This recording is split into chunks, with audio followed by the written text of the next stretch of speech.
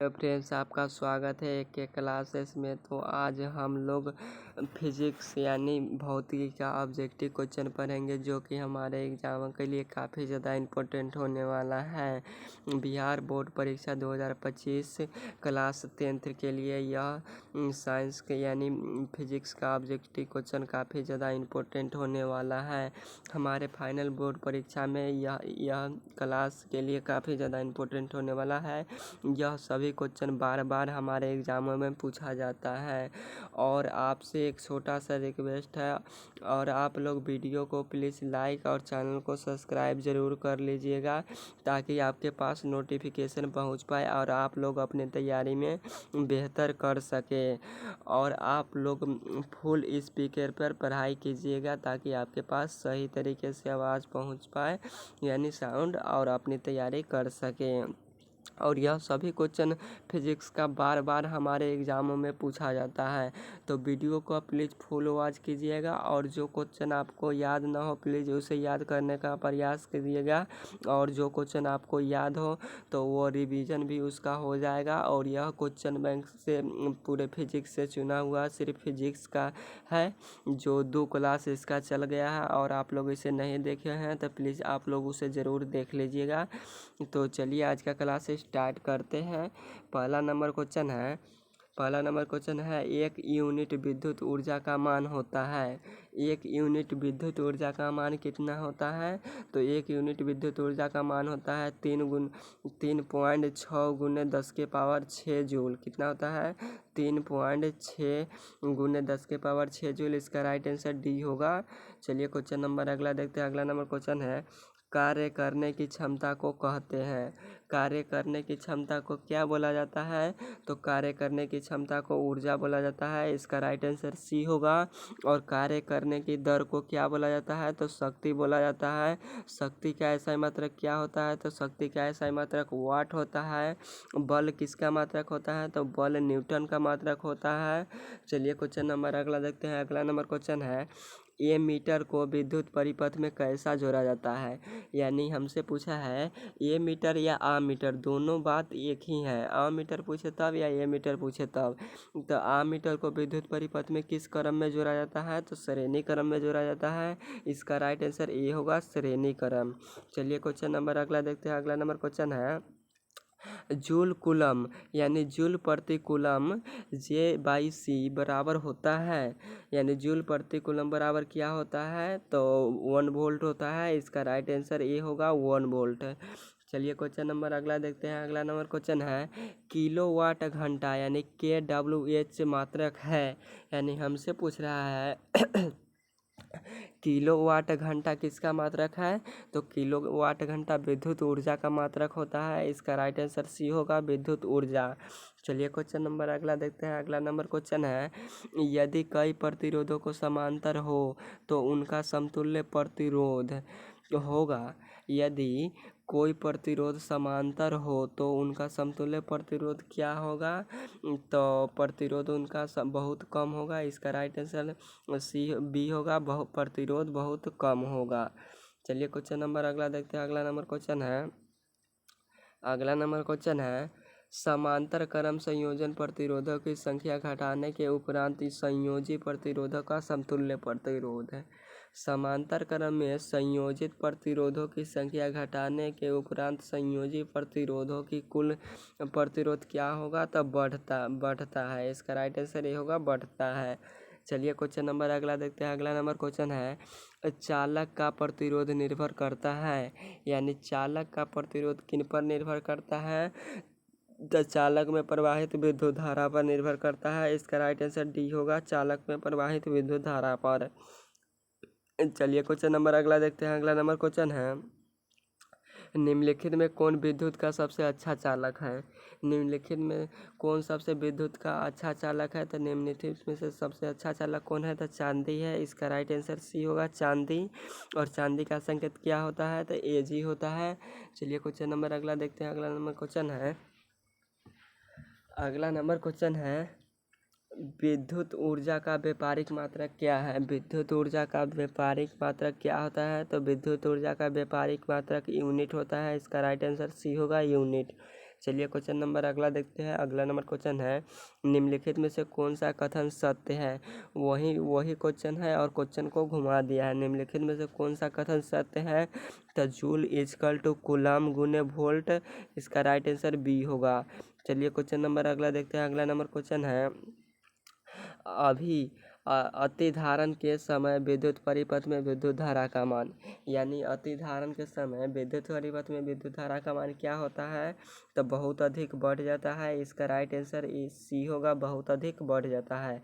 चलिए question number अगला देखते हैं। अगला नंबर क्वेश्चन है, 1 वोल्ट कहलाता है, 1 वोल्ट क्या कहलाता है, तो ये 1 वोल्ट हमारा कहलाता है 1 जूल प्रति कूलम, इसका राइट आंसर बी होगा, 1 जूल प्रति कूलम। चलिए क्वेश्चन नंबर अगला देखते हैं। अगला नंबर क्वेश्चन है, आमीटर को विद्युत परिपथ में कैसा जोड़ा जाता है। फिर वही क्वेश्चन वहाँ पे पूछा था ए मीटर, या यहाँ पे पूछ रहा है आमीटर। तो आमीटर को विद्युत परिपथ में किस क्रम में जोड़ा जाता है, तो श्रेणी क्रम में जोड़ा जाता है। इसका राइट आंसर ये होगा, श्रेणी क्रम। चलिए क्वेश्चन नंबर अगला देखते हैं। अगला नंबर क्वेश्चन है, निम्नलिखित में से कौन सा पद विद्युत शक्ति को निरूपित नहीं करता है।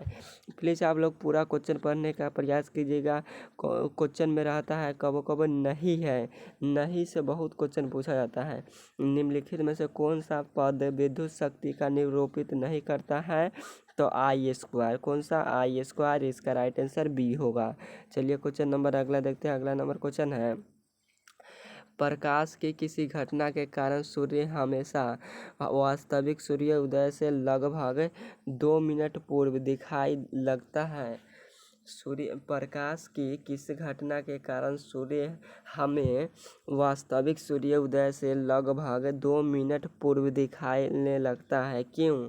तो ये में दिया है परावर्तन, बी में दिया है वायुमंडलीय अपवर्तन, सी में दिया है प्रकीर्णन, और डी में दिया है वायुमंडलीय अपवर्तन एवं प्रकीर्णन दोनों। तो इसका राइट आंसर बी होगा, वायुमंडलीय अपवर्तन के कारण। इसका राइट आंसर क्या होगा, बी होगा, वायुमंडलीय अपवर्तन के कारण। चलिए क्वेश्चन नंबर अगला देखते हैं। अगला नंबर क्वेश्चन है, निम्नलिखित में से कौन सा नेत्र का रंगीन भाग है।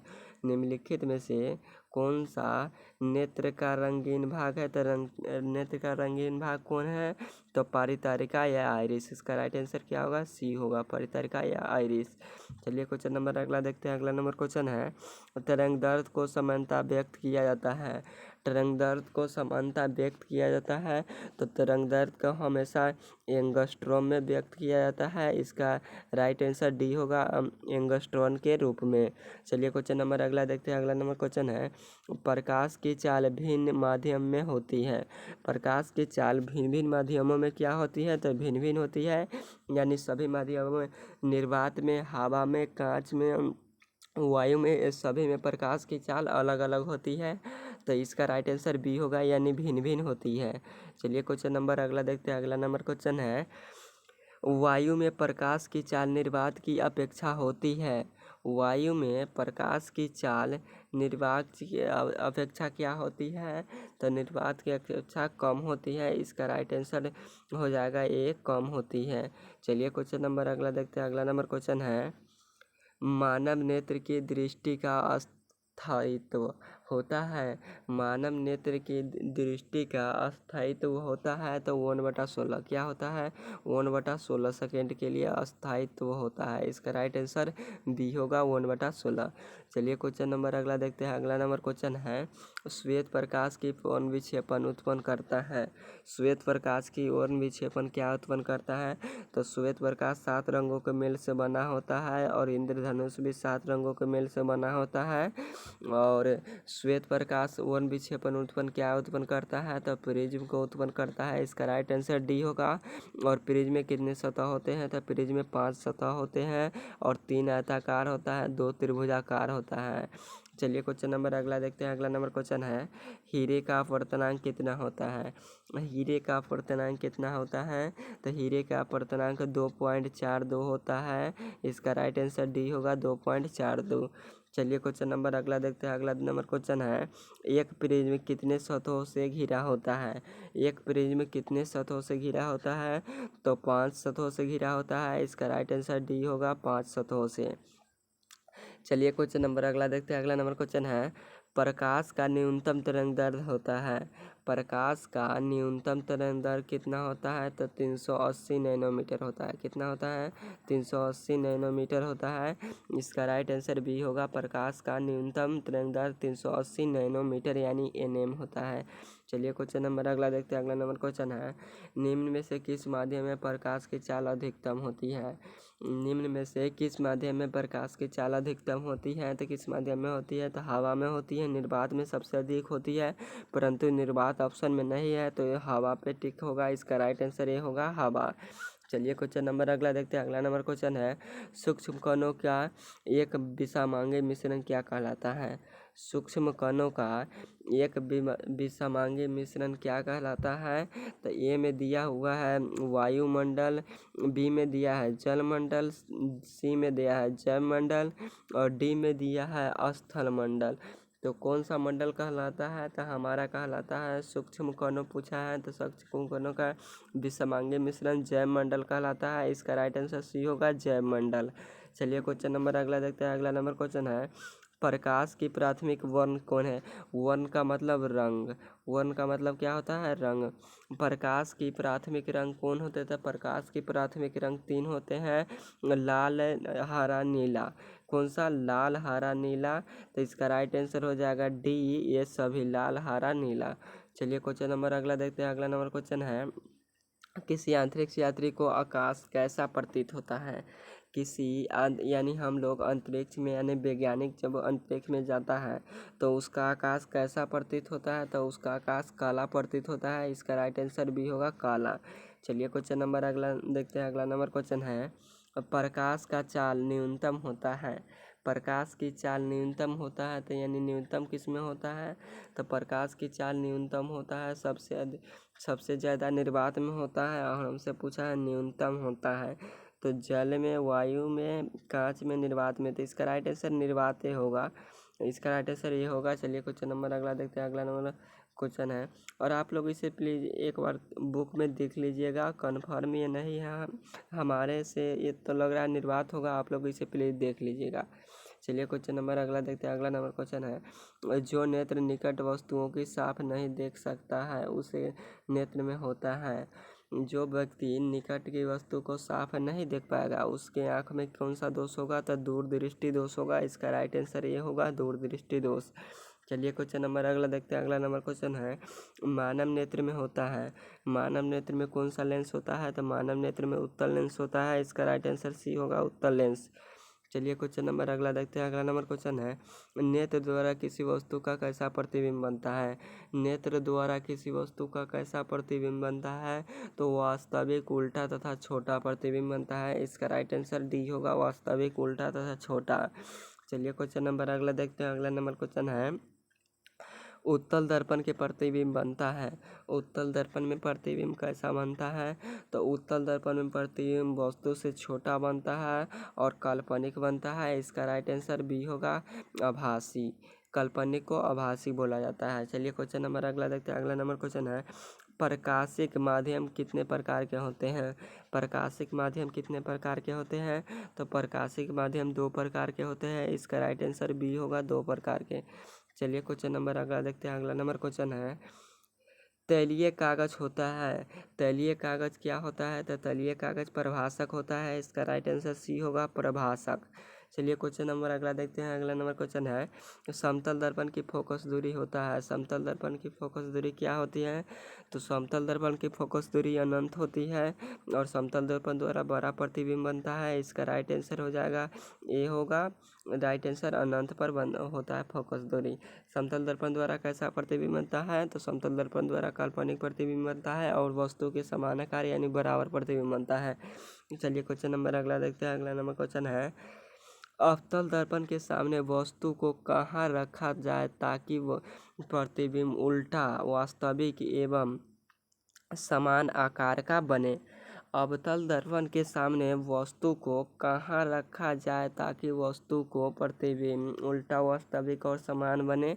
तो वक्रता केंद्र पर रखेंगे तो वस्तु से उल्टा और वास्तविक और समान होगा। इसका राइट आंसर हो जाएगा सी, वक्रता केंद्र। चलिए क्वेश्चन नंबर अगला देखते हैं। अगला नंबर क्वेश्चन है, उत्तल दर्पण से बना काल्पनिक प्रतिबिंब होता है। उत्तल दर्पण से बना काल्पनिक प्रतिबिंब क्या होता है?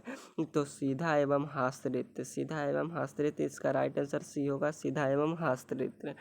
चलिए क्वेश्चन नंबर अगला देखते हैं। अगला नंबर क्वेश्चन है, निम्न से कौन सा पदार्थ लेंस बनाने के लिए प्रयुक्त नहीं किया जाता है? निम्नलिखित में से कौन सा पदार्थ लेंस बनाने के लिए प्रयुक्त नहीं किया जाता है? तो एक मिट्टी और पीतल, ये दोनों का प्रयोग नहीं किया जाता है। इसका राइट आंसर सी होगा, पीतल और मिट्टी। चलिए क्वेश्चन नंबर अगला देखते हैं। अगला नंबर क्वेश्चन है, प्रकाश गमन करती है। प्रकाश गमन करती है तो प्रकाश हमेशा सीधी रेखा में गमन करती है, टेढ़ी रेखा में गमन नहीं करती है। इसका राइट आंसर ए होगा। चलिए क्वेश्चन नंबर अगला देखते हैं। अगला नंबर क्वेश्चन है, किस दर्पण से हमेशा वस्तु से छोटा प्रतिबिंब बनता है? किस दर्पण से हमेशा वस्तु से छोटा प्रतिबिंब बनता है? तो एक ही दर्पण से वस्तु में से छोटा प्रतिबिंब बनता है, उसका नाम है उत्तल। इसका राइट आंसर ए होगा। इसका राइट आंसर ए होगा। चलिए क्वेश्चन नंबर अगला देखते हैं। अगला नंबर क्वेश्चन है, टॉर्च एवं वाहनों के अग्रदीपों हेडलाइट में किस दर्पण का प्रयोग किया जाता है? टॉर्च एवं वाहनों के अग्रदीप हेडलाइट में किस दर्पण का प्रयोग किया जाता है? तो अवतल दर्पण का प्रयोग किया जाता है। इसका राइट आंसर ए होगा, अवतल दर्पण। चलिए क्वेश्चन नंबर अगला देखते हैं। अगला नंबर क्वेश्चन है, फोटोग्राफी कैमरा का अदृश्य होता है। फोटोग्राफी कैमरा का अदृश्य कैसा होता है? तो उत्तल दर्पण का होता है। इसका राइट आंसर डी होगा, उत्तल दर्पण का। चलिए क्वेश्चन नंबर अगला देखते हैं। अगला नंबर क्वेश्चन है, प्रकाश तरंग का उदाहरण है। प्रकाश तरंग का उदाहरण है तो प्रकाश विद्युत चुंबकीय तरंग है। इसका राइट आंसर बी होगा। चलिए क्वेश्चन नंबर अगला देखते हैं। अगला नंबर क्वेश्चन है, गोलीय दर्पण की फोकस दूरी एवं वक्रता त्रिज्या के बीच क्या संबंध है? गोलीय दर्पण की फोकस दूरी एवं वक्रता त्रिज्या के बीच क्या संबंध है? तो R=2f। R=2f, इसका राइट आंसर ये होगा। चलिए क्वेश्चन नंबर अगला देखते हैं। अगला नंबर क्वेश्चन है, निर्गत किरण एवं अभिलंब के बीच के कोण को क्या कहते हैं? निर्गत किरण एवं अभिलंब की कोण के बीच को क्या कहते हैं? तो निर्गत कोण कहते हैं। इसका राइट आंसर सी होगा, निर्गत कोण। चलिए क्वेश्चन नंबर अगला नंबर देखते हैं। क्वेश्चन है, 1 मीटर फोकस दूरी वाला उत्तल लेंस का क्षमता होगा।